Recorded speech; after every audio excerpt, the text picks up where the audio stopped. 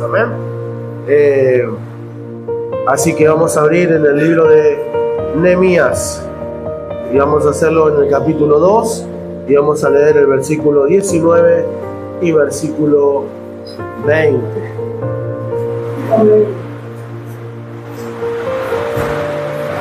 Gracias al Señor por la reunión del día de noche, donde también un grupo de jóvenes estuvieron compartiendo con nosotros. Amén. Así que orando al Señor por ellos también, amados hermanos. Es el trabajo que Dios nos ha confiado. Nehemías, ¿tenemos todos? Amén. Damos lectura a la palabra de nuestro Dios en el nombre de Jesús. Nehemías capítulo 2, versos 19 y 20 dice así la palabra de nuestro Dios. Pero cuando lo oyeron Sanbalat, horonita, Tobías el siervo amonita y Gesem el árabe, hicieron escarnio de nosotros y lo despreciaron diciendo: ¿qué es esto que hacéis vosotros? ¿Os rebeláis contra el rey? Y en respuesta les dije: el Dios de los cielos, Él nos prosperará, y nosotros sus siervos nos levantaremos y edificaremos, porque vosotros no tenéis parte, ni derecho, ni memoria en Jerusalén. Amén y amén. Oramos al Señor. Padre, en el nombre de Jesús, te damos muchas gracias, Señor mío, por esta preciosa mañana, Señor, que a pesar del tiempo, del clima, Señor mío, podemos estar en tu casa, Señor. Gracias. Muchas gracias, Señor mío, por los hermanos movidos por tu buen espíritu, Señor, que pueden estar en este día en tu casa. Gracias, Señor. Gracias, Señor mío, por cada acción de gracia, alabanza, gratitud, ofrendas que mis hermanos traen delante de tu gloriosa presencia, Señor. Pero ahora estamos todos de pie delante de tu palabra, creyendo que tú vas a hablar a nuestras vidas, Señor. Por favor, habla, Señor mío, que hay oídos para oír. Habla, que hay corazones esperando en tu palabra, Señor. Habla, Señor, que tu pueblo oye, Señor mío. Habla nuestras vidas, Señor mío. Alúmbranos, Señor, a través de tu palabra, que se corran los velos y que podamos entender el propósito de tu palabra, Señor mío, en esta mañana. En el nombre de Jesús, Señor mío, ruego que tu palabra venga a nosotros con un espíritu de sabiduría y de revelación, Señor, en el conocimiento de tu Hijo y en el conocimiento de la verdad, Señor mío. En el nombre de Jesús ruego por mi vida, para que tú me concedas la gracia suficiente para transmitir todo lo que tú has puesto, Señor, en mi corazón. Todo lo que he podido entender de estas cosas, Señor, lo pueda transmitir al corazón de mis hermanos, Señor. Creyendo que así será, sometemos todas las cosas a la autoridad de tu buen espíritu, en el nombre de tu Hijo Jesucristo. Amén y amén. Tomen asiento, mis amados hermanos.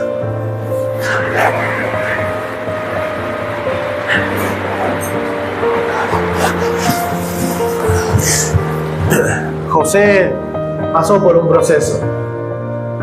Ese proceso de José lo llevó desde su casa hacia el pozo, donde sus hermanos lo pusieron ahí para poder venderlo como esclavo. Del pozo fue a la esclavitud, a la casa de la esclavitud pasó a la casa de Potifar, ¿verdad? De ahí pasó a la cárcel y de la cárcel luego al palacio. Todo un proceso, todo un proceso.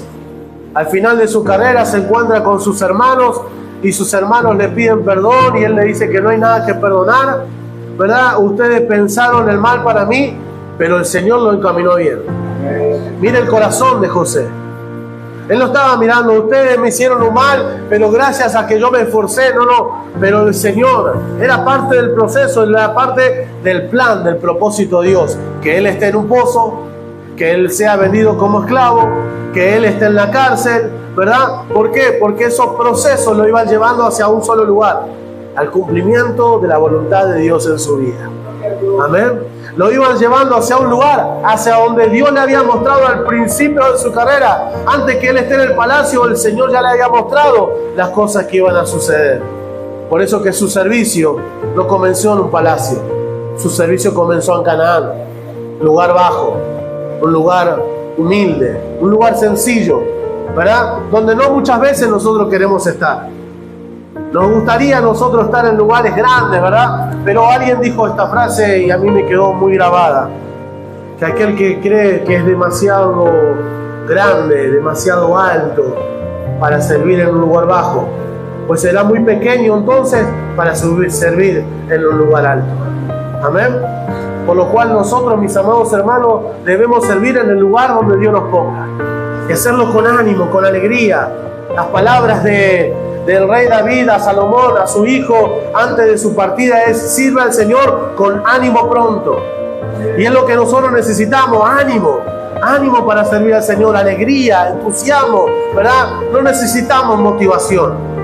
Porque si queremos motivarnos para hacer algo, miremos la cruz. Miremos el amor de Cristo en ese lugar, amados hermanos. La exhibición más grande del amor de Dios está en la cruz del Calvario. Si eso no nos motiva a nosotros, amados hermanos, entonces ¿qué nos motivará? Alguien dijo en un soneto: no me mueve el cielo prometido ni el infierno tan temido. Muéveme tú al verte clavado en una cruz. Muéveme tú de tal manera que al verte, aunque no hubiera cielo, te quisiera, y aunque no hubiera infierno, te temiera. Amén. Muéveme tú.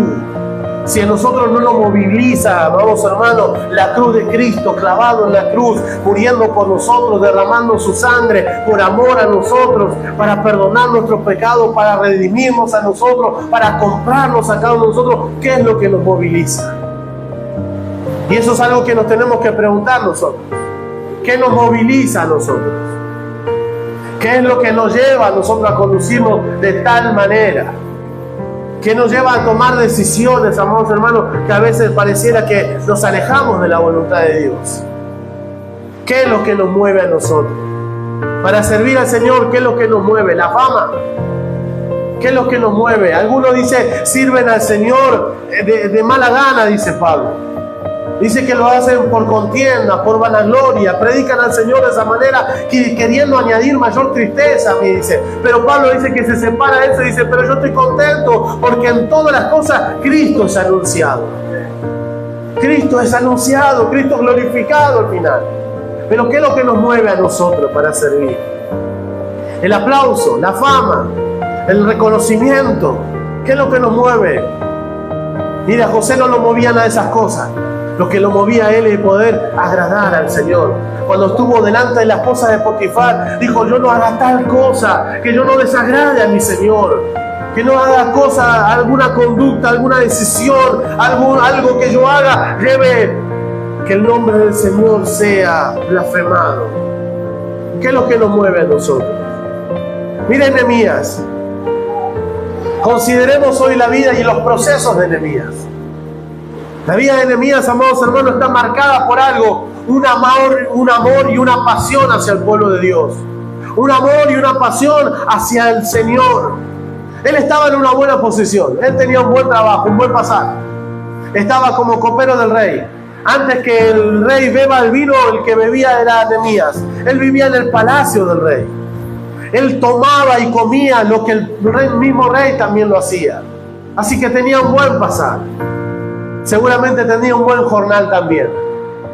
Así que no tenía inconvenientes él en cuanto a su vida. Pero hay algo que a él le entristecía el corazón.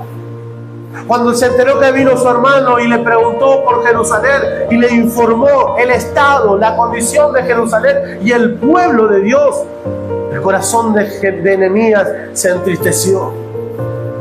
Se abatió, se afligió. ¿Y sabe qué? Hay algo que tenemos que considerar.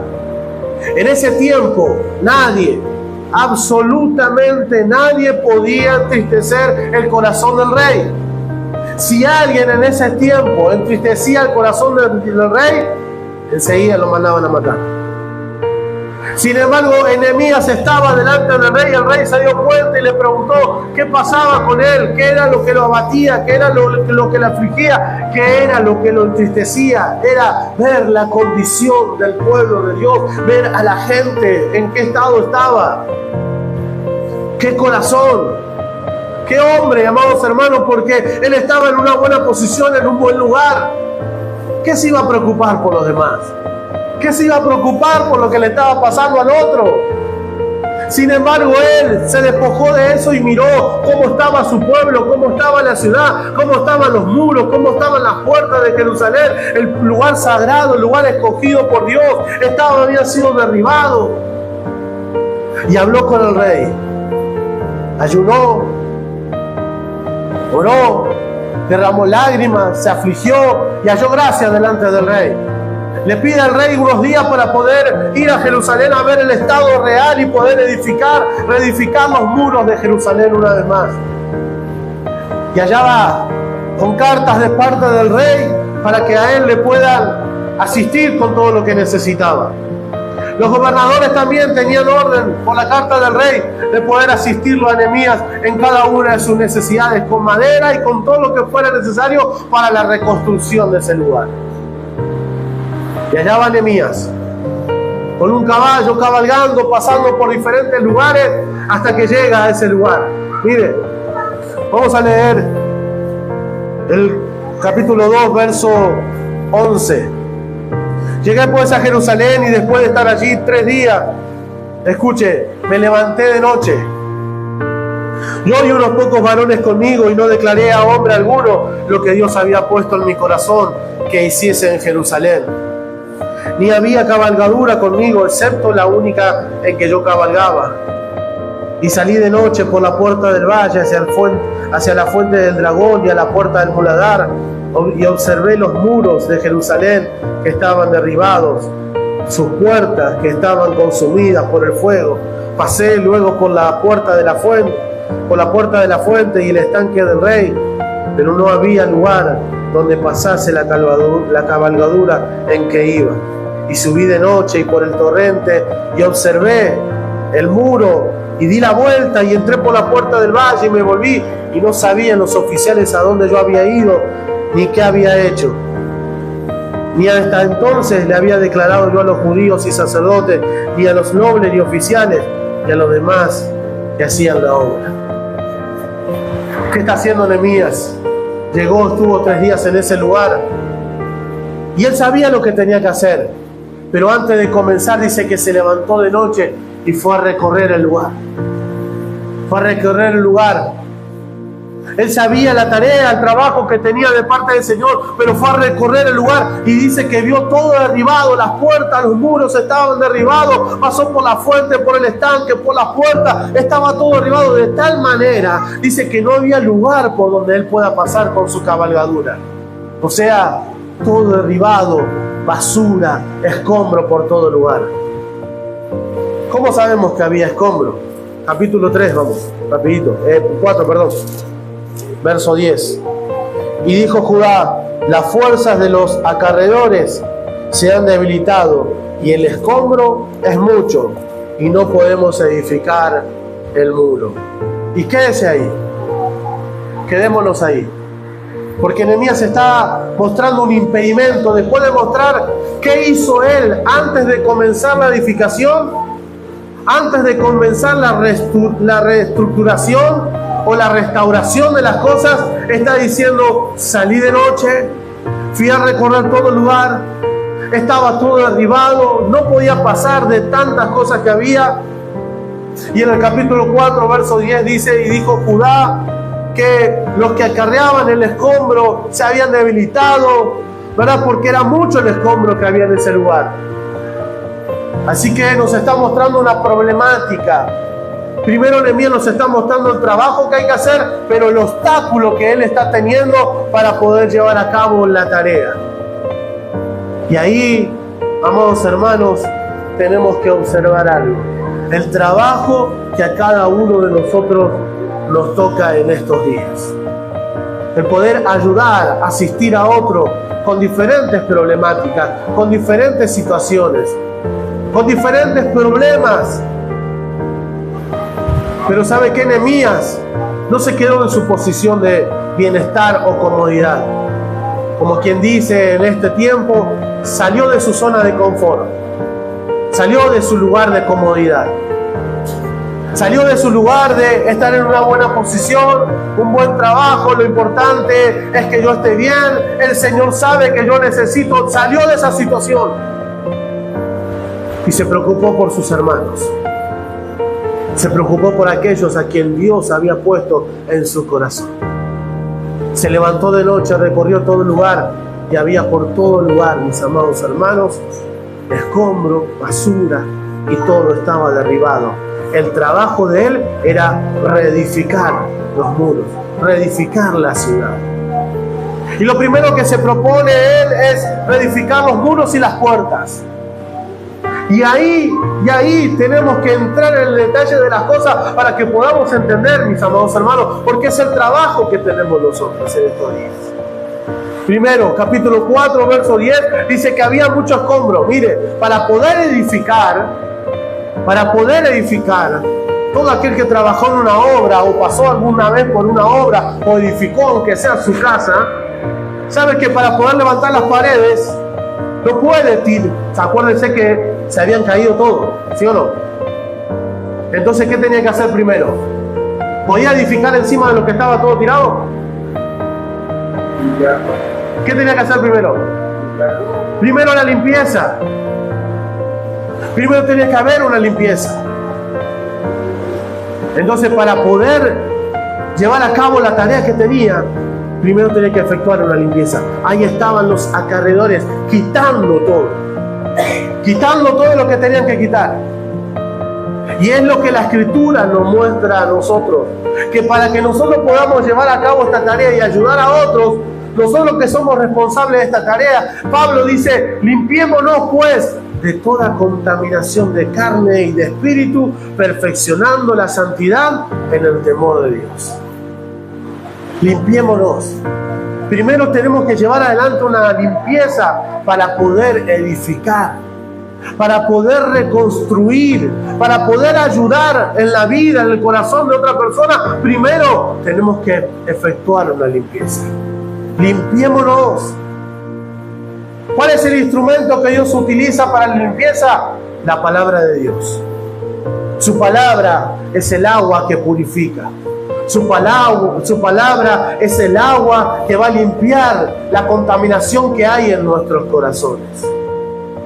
Para poder llevar a cabo esta tarea no solamente hace falta la limpieza, sino una vez que limpiamos hay que desechar toda la basura, hay que tirarlo en otro lugar. Hay que despojarlo de esas cosas, tal como lo dice también su palabra.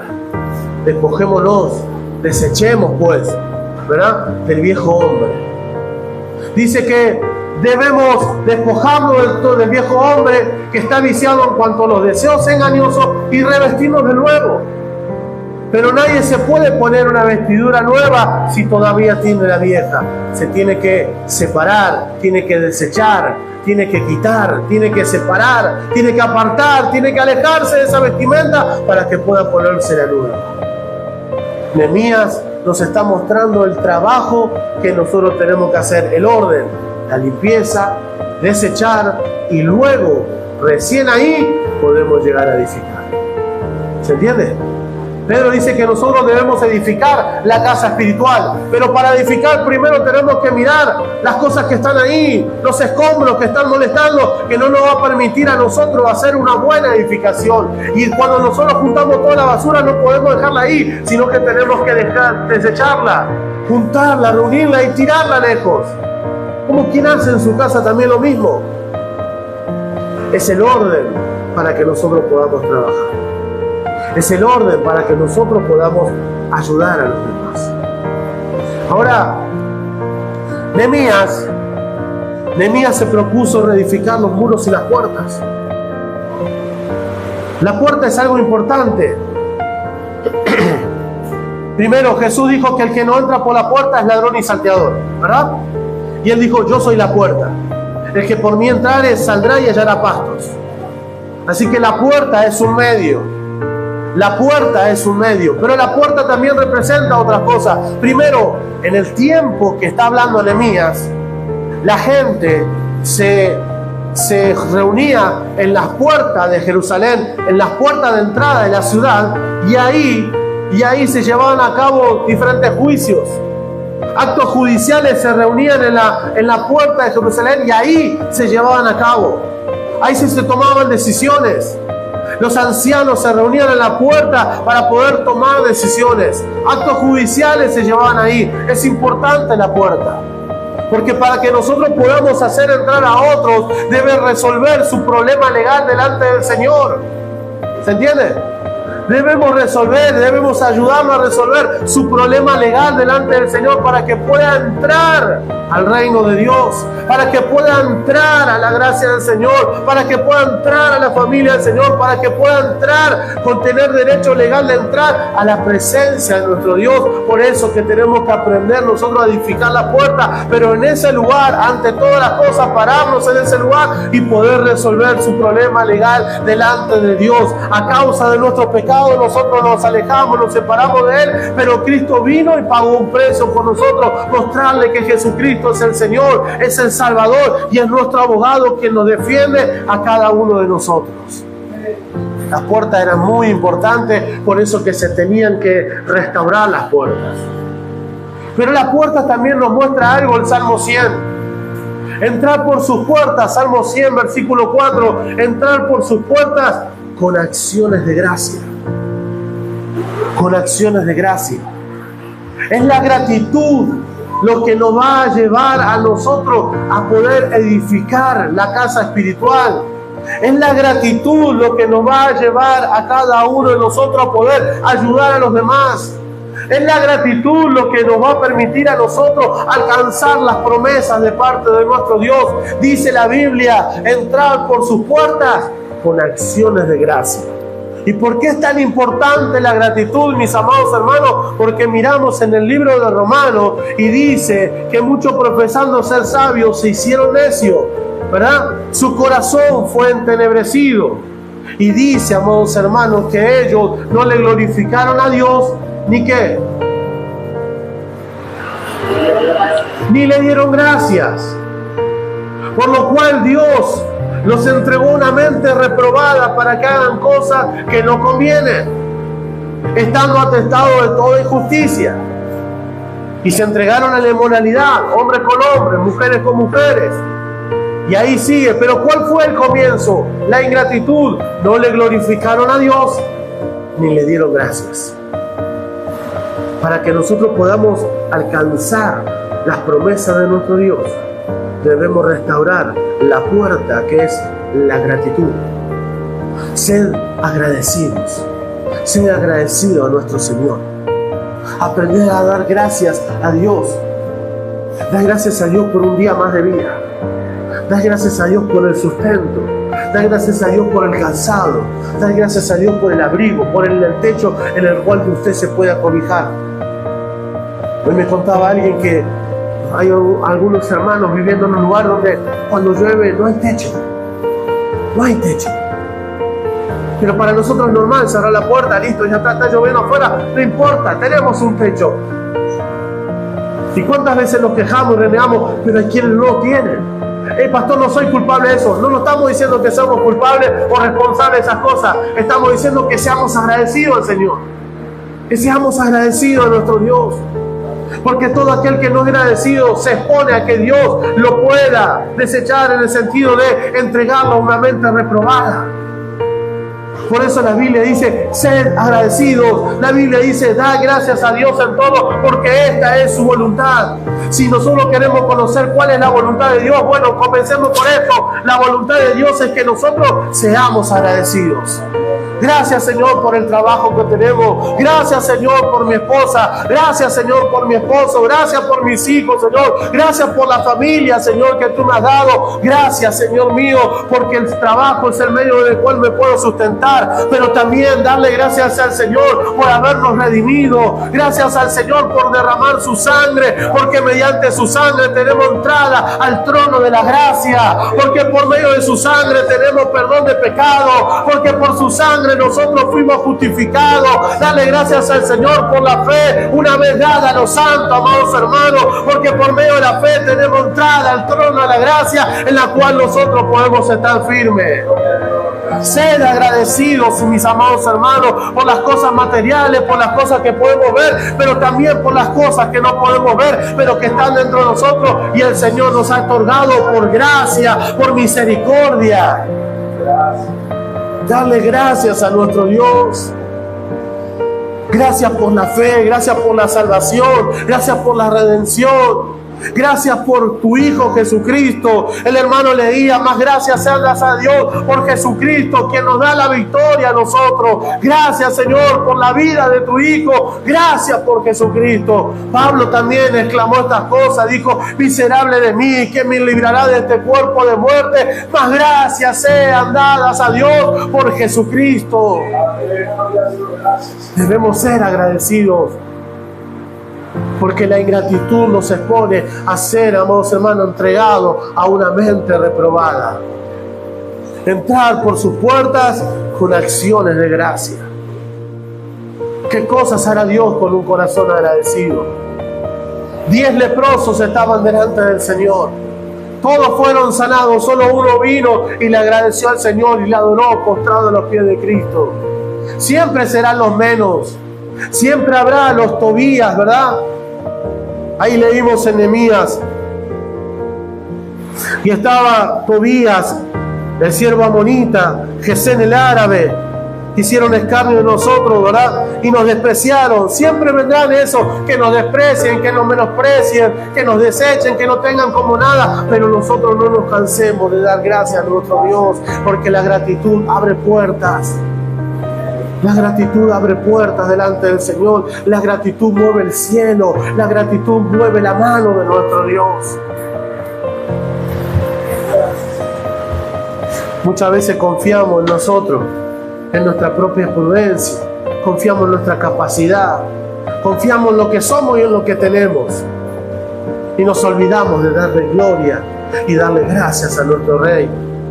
Nos quejamos de muchas cosas. Nos quejamos.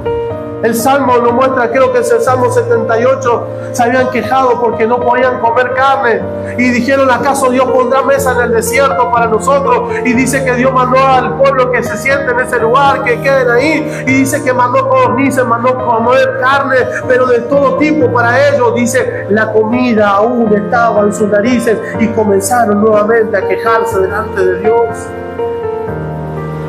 Qué triste. Qué triste que tengamos un plato de comida. Otra vez lo mismo. Otra vez. Yo no voy a comer. Yo no quiero esto. Qué triste un corazón así.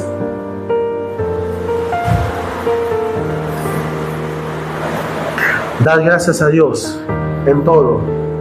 En todo. En todo. No se trabó mi lengua. Es solamente para que podamos comprender. Dar gracias a Dios en todo, porque esa es la voluntad de Dios. En todo, en cualquier situación que tú se encuentres, dé gracias a Dios. No solamente las puertas se edificó Nehemías, sino que también tenía a cargo, tenía en su corazón el deseo de poder restaurar los muros. Los muros estaban puestos para cuidar. Los muros están puestos como contención, como resguardo, como cuidado. Los muros a nosotros nos hablan de oración, de ayuno, de lectura de la palabra. Y hay un muro muy, muy hermoso que nosotros no le prestamos atención, pero es el hecho de congregarnos. ¿Por qué? Porque estamos rodeados de hermanos. Estamos bajo el cuidado, como dice la Escritura en el libro de Cantar de los Cantares. La amada no sabía para dónde ir y le preguntó al amado, ¿dónde se estés al mediodía? Le dice, ¿por qué habría estar errante? Ve junto al rebaño y junto a los pastores y sigue las pisadas de ellos, le dijo. Sigue las huellas de ellos, no estés errante. Ve junto al rebaño, ve junto a los pastores, no estés errante. Porque todo aquel que se aleja, amados hermanos, del Señor, todo aquel que deja de asistir al culto, deja de congregarse, anda como errante, anda sin dirección. ¿Sabe que la gracia es algo que se puede perder? No estamos hablando de la salvación. Y eso lo dice la Escritura. No sea que brotando alguna raíz de amargura deje de alcanzar la gracia.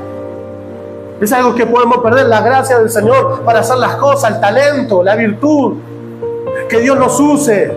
que Dios use los dones que Dios nos ha dado. Esas cosas se pueden perder, y una de las cosas, uno de los factores, no solamente es el pecado, sino el hecho de asistir al culto, dejar de asistir al culto, hace que nosotros de a poco empecemos a perder esas gracias que teníamos para poder bendecir la vida de nuestros hermanos. Romanos capítulo 1, versos 11 y 12, Pablo dice que él deseaba juntarse con los hermanos para que puedan ser edificados mutuamente. Así que usted y yo tenemos algo para compartir que puede edificar al otro, que puede bendecir la vida de un hermano. Pero cuando nosotros dejamos de asistir al culto, se empiezan a perder esos muros. Es un muro de contención que nos cuida, que hace un vallado alrededor de nosotros, que nos protege. El viernes escuchaba en el grupo donde alguien decía, quizás estuviste rodeado en un grupo difícil, pero hoy estás en este lugar, rodeado de un grupo sano. ¿Se da cuenta cómo nos protege? El hecho de asistir al culto, asistir a las reuniones, estamos protegidos, estamos guardados por el poder de Dios, por la gracia del Señor, por la oración de nuestros hermanos, aún por el abrazo de un hermano, por la palabra de aliento de otro. Eso nos va a cuidar, es un muro. El servicio es un muro. Sí, mi amado hermano, el servicio es un muro delante del Señor. Es lo que muchas veces a nosotros nos sostiene, saber que tenemos algo para dar, algo para hacer delante del Señor. Claro que no servimos a hombres, servimos al Rey de Reyes, el Señor de los Señores. De Él vendrá la recompensa para nosotros. Pero servimos a Dios a través de otros. Por eso que Nehemías, aún estando en una buena posición, se preocupó por los demás. Que Dios levante a Nehemías. Que el Señor levante a Nehemías con ese corazón, que no puede estar tranquilo, que se inquieta al saber que otros están pasando un mal momento. Que el Señor levante intercesores. Que el Señor levante intercesores que han vallado por Él.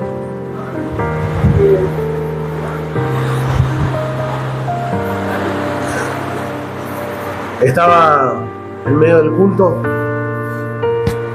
y el Señor me quebrantó de una manera muy linda.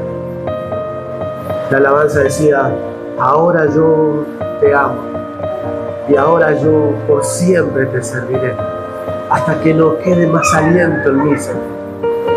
Yo levanté mis manos, Señor, cuenta conmigo, quiero ser así. Servirte a ti, Señor, hasta que no quede más aliento en nosotros. No servirnos a nosotros, servir a los demás.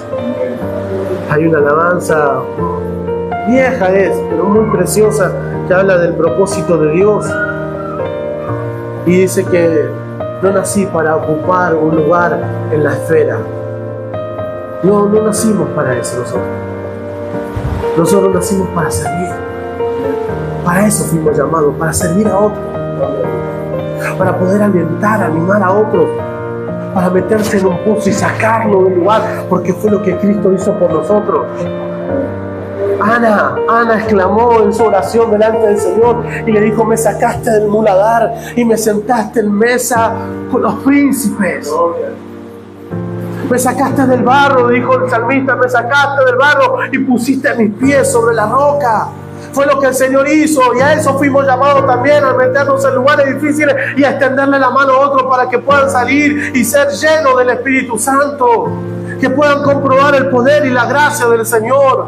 No quedarnos en lugar de comodidad, no, fuimos llamados a reconstruir, a restaurar, amados hermanos, a poner portillos en la vida de las personas para que el enemigo no tenga, como dice la Escritura, el enemigo no tenga arte ni parte de estas cosas. Nehemías vio que vinieron estos a atacar, a menospreciar el trabajo que estaban haciendo. ¿Qué picó tanto ahí en tu casa? Se juntan tres. ¿Qué es lo que es eso? No es nada, no dejemos que nadie desprecie, menosprecie el trabajo que el Señor nos ha confiado. Jesús dejó las 99, fue en busca de una. Así que para el Señor tiene el mismo valor, una o 99 para el Señor tiene el mismo valor. Hagamos el trabajo con ánimo, con alegría. Miren lo que le dice Nehemías.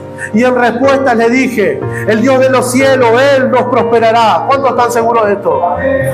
Y nosotros, sus siervos, nos levantaremos y edificaremos, porque vosotros no tenéis parte, ni derecho, ni memoria en Jerusalén. Qué seguridad que tenía Nehemías. No estaba su confianza en él, ni en su capacidad, ni en la carta de poder que tenía. Él confiaba en el Señor. Él confiaba en Dios. Ustedes no tienen parte. Ustedes no tienen parte en estas cosas. O sea, ustedes no son parte de esta obra, no son parte de este trabajo. No están incluidos en este trabajo. No tienen parte en esto. Tampoco ustedes tienen derecho en estas cosas. No tienen derecho a participar de esto. Ni tampoco tienen memoria. No va a haber memoria de ustedes, porque la memoria de aquellos que son ingratos, la memoria de aquellos que no sirven al Señor será borrada para siempre, pero la memoria de los justos nunca será borrada, amados hermanos. De aquellos que sirven al Señor con fidelidad, con lealtad, esa memoria no será borrada. Dice el libro de los Hebreos que Dios no es injusto para olvidar vuestro trabajo, vuestra obra de amor, habiendo servido a los santos y sirviéndole aún. Así que el trabajo que nosotros hagamos no será borrado jamás. Hace, amados hermanos, que nosotros podamos acercarnos al Señor con confianza, con seguridad. Así que nosotros, como siervos del Señor, debemos levantarnos y edificar, trabajar en el nombre del Señor, trabajar con alegría y con un buen ánimo, sabiendo que del Señor recibiremos la recompensa. ¿Cuántos dicen amén?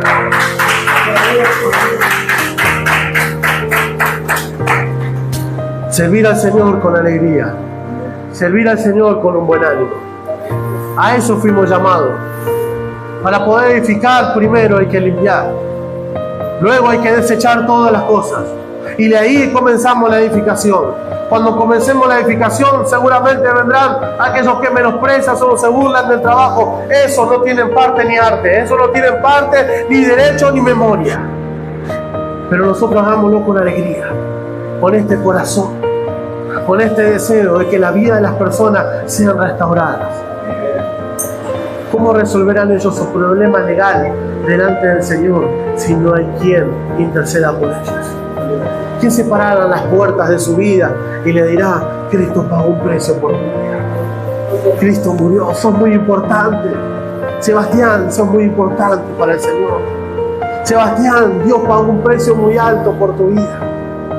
¿Quién se pondrá a las puertas a decirle: no importa lo que te esté pasando, vamos a esforzarnos, vamos a orar por vos, vamos a interceder por tu vida? ¿Quién tendrá ese corazón? Que Dios levante hombres así, que Dios levante mujeres con ese sentido, con ese corazón, que no nos quedemos en el lugar de confort, sino que podamos abandonar estas cosas y servir al Señor, porque de Él viene la recompensa. Vamos a ponernos de pie, mis amados hermanos. El Señor le bendiga en esta mañana. Que la gracia de Dios sea con todos ustedes. Seamos agradecidos. Démosle gracias al Señor. Démosle gracias a nuestro Dios.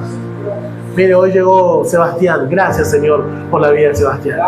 Llegó Jeremías. Gracias, Señor. Gracias. Llegó Matías. Gracias, Señor. Gracias, Señor.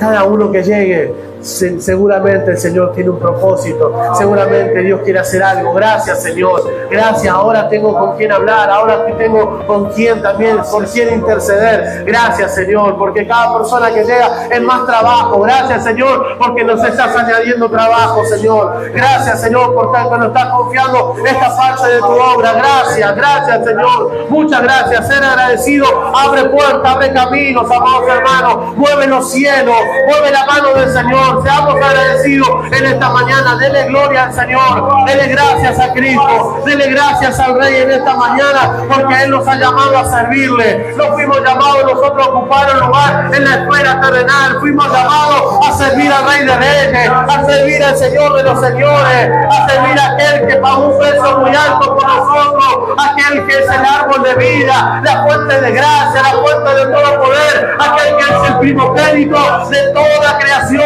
aquel que es el testigo fiel. A Él le servimos, a Él le pertenecemos, amados hermanos. El Dios de los cielos nos prosperará. Nosotros, sus siervos, nos levantaremos y edificaremos. Este es nuestro compromiso: levantarnos y edificar la casa espiritual en los corazones de todos aquellos que demandan razón de nuestra esperanza. Gloria sea su nombre. Vamos a reedificar las puertas, vamos a levantar los muros nuevamente, vamos a desechar aquellas cosas que están estorbando en este trabajo, amados hermanos, y vamos a presentar a todos aquellos obreros que el Señor traiga delante de nosotros, pero rectos delante de Cristo,